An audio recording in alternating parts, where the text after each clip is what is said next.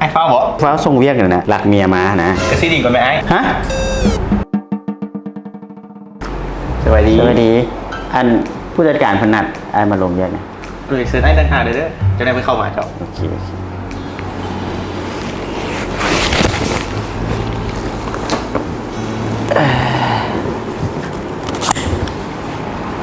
ส่งเวียกก่อนจากบ้านก็สิโดนเติบอยู่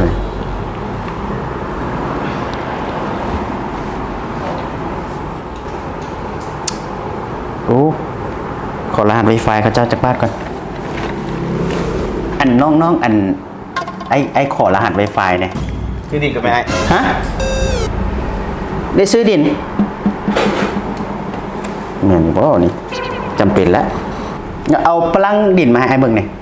อ๋อไอ้เรื่องมึงไอ้ฟ้าบอกฟ้าวส่งเวียกเลยนะโครงการบ้านใดนี่โอ้บรรณสนมึงเสียทองไงยังตอนใดนี่โอ้ยังชนบี้เลยไอ้เด็ดติดทางไงเลยติดทางเข้าเลยเอาตอนนึงนี่เอาตอนนี้เอาเลยเอาไว้ไอ้ฟ้าวเลย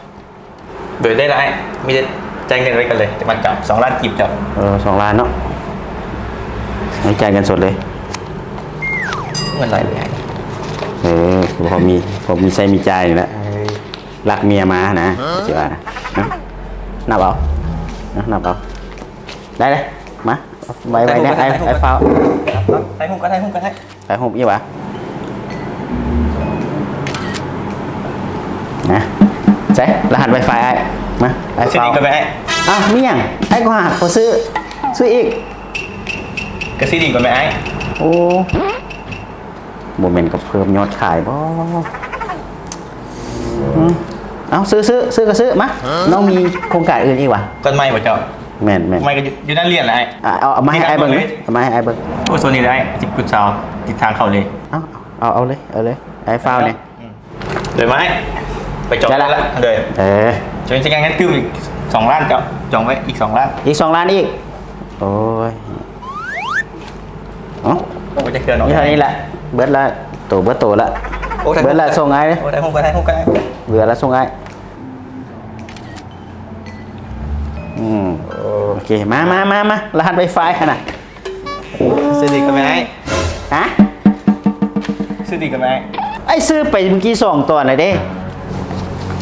รหัส Wi-Fi นะซื้อดีกันไหมไอ้รหัส Wi-Fi นะซื้อดีก่อนไหมไอ้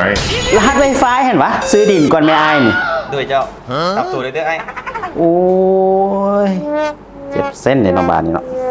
ไอ้ขเดียวว่าตู่บอกให้ซื้อดินไอ้ละซื้อไป2 ตัวโอ้ย